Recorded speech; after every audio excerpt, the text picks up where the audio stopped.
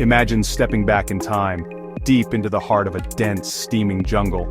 Towering pyramids draped in vines, breaking through the thick green canopy.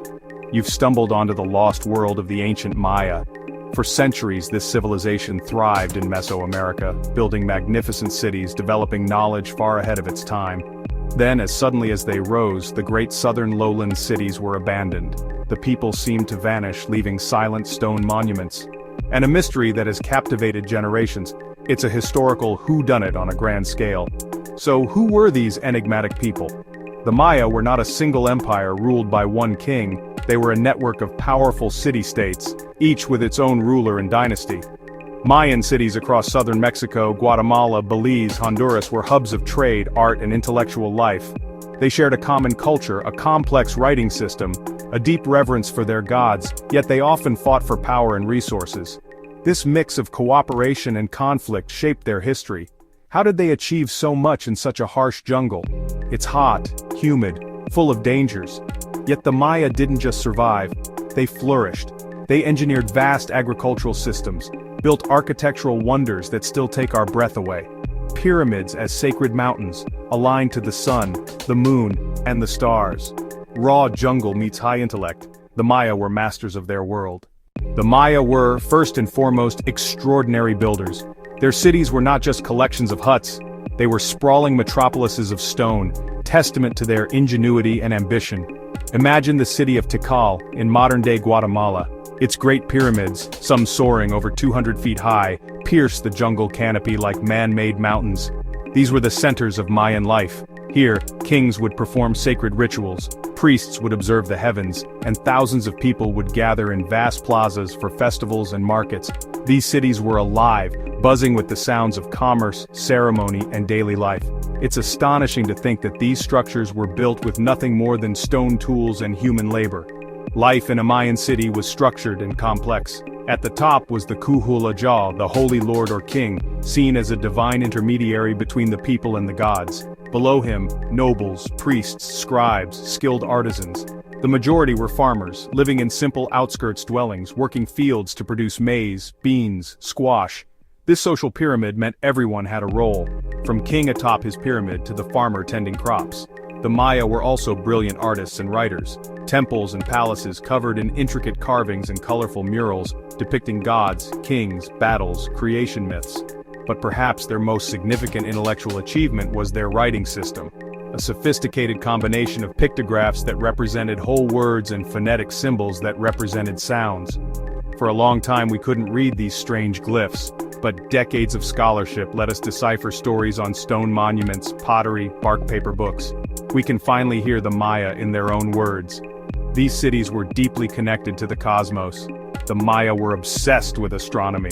They built observatories like El Caracol to track the sun, moon, Venus, and other celestial bodies. They believed the heavens were the home of the gods, and celestial events influenced life on Earth. The layout of cities, the orientation of temples, and the timing of sacred rituals were dictated by celestial clockwork. For the Maya, science and religion were one. The stars were both a map and a holy book. If there's one thing the Maya are famous for, it's their calendars. They didn't just have one, they had several, working together like the intricate gears of a celestial clock. Tzolk'in, a 260-day sacred calendar. Hab, a 365-day solar calendar. These two calendars interlocked, forming a 52-year cycle. Completing a cycle was a huge event, ceremony and feasting, kinda like us celebrating the turn of a century. The system governed everything, when to plant crops, when to go to war. Time for the Maya was not a line, it was a sacred repeating pattern. Their most famous misunderstood calendar, the Long Count. A grand calendar to track vast spans of time. It began at a mythical creation date mapped to August 11, 3114 BCE in our calendar. Time was measured in cycles. The largest cycle, the Baktun, lasted for about 394 years. The end of the 13th Baktun on December 21, 2012 sparked a worldwide frenzy. Many people misinterpreted this date as a prediction of the end of the world. That was modern fear projected onto ancient wisdom. To the Maya, it wasn't apocalypse, it was the end of one great cycle and the start of another. Like an odometer rolling from 99,999 to 100,000. A milestone, not destruction. They saw time as cyclical and eternal. Endings meant celebration and renewal. Doom stories were modern inventions. Prophecy mattered, but differently. Priests studied calendars and the movement of the stars to look for patterns and omens. They believed the past was a guide to the future and that cycles held clues about what was to come. For instance, the movements of the planet Venus were closely watched, as they were believed to be linked to warfare and conflict. These weren't absolute predictions of the future, but rather divine guidance. A way to navigate uncertainties by understanding the sacred rhythms of the cosmos. One of history's most enduring mysteries is the collapse of the classic Mayan civilization. Around the 9th century CE, something dramatic happened in the southern Mayan lowlands, the heartland of their culture. Tikal, Palenque, Calakmul. They began to decline. Construction of grand monuments and temples ceased. The intricate carvings of kings and dates stopped. Over a century or two, the once bustling cities were gradually abandoned, left to be reclaimed by the jungle. It wasn't a single event, but a slow, drawn-out process of decline. What could have caused such a vibrant civilization to simply fade away? For a long time, scholars debated a single cause. Was it a catastrophic war, a deadly plague, a peasant revolt? The truth appears far more complex. Today, most experts believe it was a deadly combination of factors. One leading theory points to severe and prolonged drought.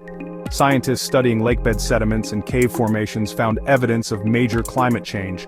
Less rain meant failing crops, leading to widespread famine and malnutrition. The crisis was likely made worse by the Maya's own actions. To feed their large populations, to create lime plaster for their buildings, they cleared vast areas of jungle. Deforestation worsened the drought, leading to soil erosion, and further reduced the land's ability to support life. It's a cautionary tale. A civilization once in close harmony with its environment may have pushed it past its breaking point. The very success of the Maya may have contained the seeds of their downfall. The final piece was likely intense and constant warfare. Scarcer food and water escalated rivalry between city-states. Final inscriptions speak of battles and conflicts. Warfare disrupted trade routes, destroyed farmland, and caused immense social and political instability. Faced with drought, famine, and war, the people likely lost faith in their divine kings, who could no longer promise prosperity and stability, so they voted with their feet, abandoning the great cities and leaving pyramids to the jungle. It's crucial to remember that the Mayan people did not disappear. This is perhaps the biggest misconception of all. While the great southern cities were abandoned, Mayan civilization continued to thrive in other areas, particularly in the northern Yucatan Peninsula. Cities like Chichen Itza and Mayapan rose to prominence after the southern collapse and flourished for centuries more. And even after the Spanish conquest in the 16th century, the Maya endured. Today, more than 6 million people who identify as Maya live in their ancestral homelands, speaking Mayan languages and maintaining many of their ancient traditions. The story of the Maya is not one of extinction, but of resilience and adaptation. So why does their story still matter so much to us today? The Maya hold a mirror up to our own civilization. Their struggles with climate change, deforestation, and the consequences of overpopulation feel incredibly relevant. The story of their southern collapse is a powerful reminder that even the most advanced and sophisticated societies are vulnerable, and that our relationship with the environment is fragile. We can learn from their ingenuity, but we must also heed the warning signs left in their silent cities. Their history is not just a relic of the past, it's a lesson for our future. The Maya also remind us of the vast potential of the human mind. In a world without computers or advanced technology, they developed a writing system of incredible complexity, created breathtaking works of art, and understood the cosmos with a precision that is simply staggering. They show us that there are many different ways of seeing the world, and many different paths to knowledge. Their intellectual achievements challenge our modern assumptions about what it means to be advanced and encourage us to appreciate the diverse forms of human genius that have existed throughout history. Ultimately, the Maya capture our imagination because their story is a quintessential human drama. It's a story of ambition, innovation, and belief. It's a story of powerful kings, brilliant astronomers, and everyday people trying to make their way in the world. And it's a story filled with mystery, a puzzle that we are still piecing together. The jungle may have swallowed their pyramids, but it could not extinguish their legacy. The echoes of the ancient Maya continue to resonate through time, inviting us to look deeper, ask questions, and marvel at one of history's most fascinating chapters.